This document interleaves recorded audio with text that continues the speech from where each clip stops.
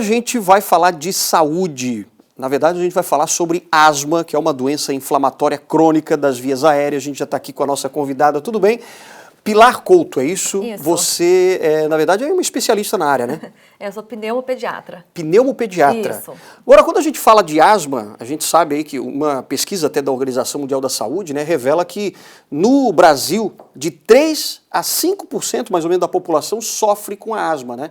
Então, assim, a asma, por exemplo, ela é genética, eu já posso nascer com a asma ou eu posso adquirir a asma com o tempo, hein? Como é que é? Então, a asma é uma predisposição genética associada a fatores ambientais, né? Certo. Então, você já nasce com a predisposição genética, é muito comum ter uma história familiar de asma já com pai, mãe ou irmãos já apresentando a doença.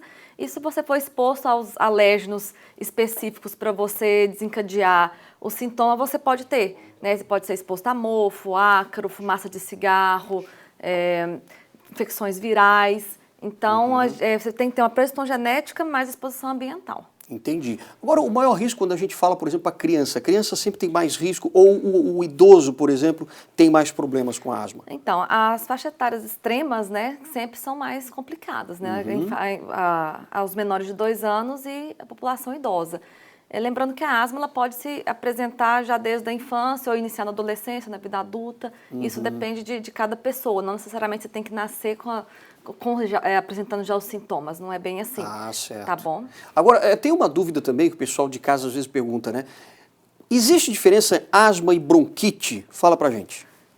Na verdade, assim, na concepção geral da população, quando ela fala que tem bronquite, ela está querendo dizer que tem asma, né? Isso aí veio anos falando dessa forma, mas na verdade a bronquite é a situação que o brônquio se encontra naquele momento de crise, né? Quando tem a inflamação da via aérea, a bronquite nada mais é do que a inflamação do brônquio.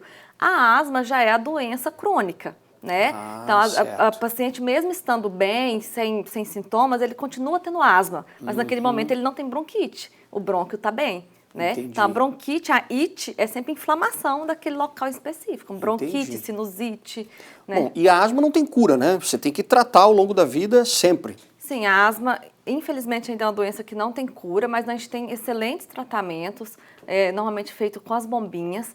Lembrando que a bombinha ela é só o dispositivo que nós usamos para essa medicação chegar no local específico, que é o pulmão.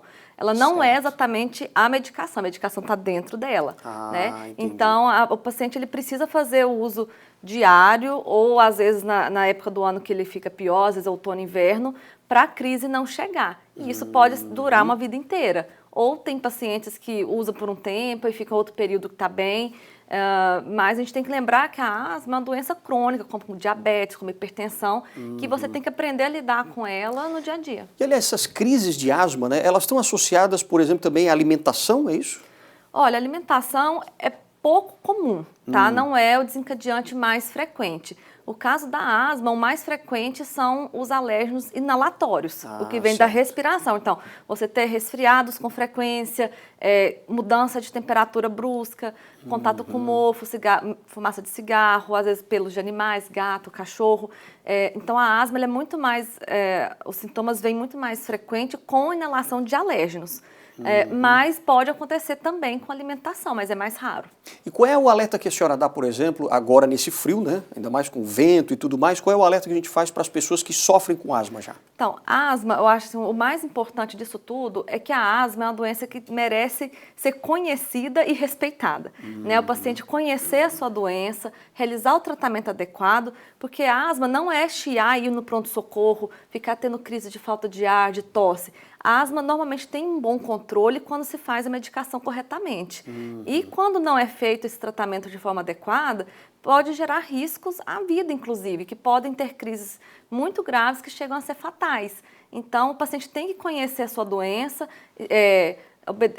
obedecer o tratamento de forma correta e reconhecer aquilo que piora ele, que tipo de alérgeno que ele é mais sensível, para evitar o contato com essas substâncias. Entendi. Agora, tem muita gente também que diz que tem medo de usar a bombinha. A pessoa pode ter esse medo ou é bobagem, ou é mito? Então, a bombinha, eu até brinco assim, às vezes o nome já assusta, né? Você fala bomba, né? Bombinha. Mas, na verdade, a bombinha, ela é só o dispositivo que a medicina encontrou para essa medicação chegar de forma local, no pulmão. Certo. E isso é um grande avanço que a gente tem, porque a gente não precisa tomar medicação via oral de absorção sistêmica, que vai dar muitos efeitos colaterais, para atingir o pulmão. A gente consegue agir no local, né? Então, a absorção sistêmica é muito pequena e os efeitos colaterais quase que irrisórios. Entendi. Então, o medo da bombinha, acho que talvez é mais pelo nome, Sim. ou um estigma que foi há muitos anos falado a respeito dessa medicação, mas é extremamente seguro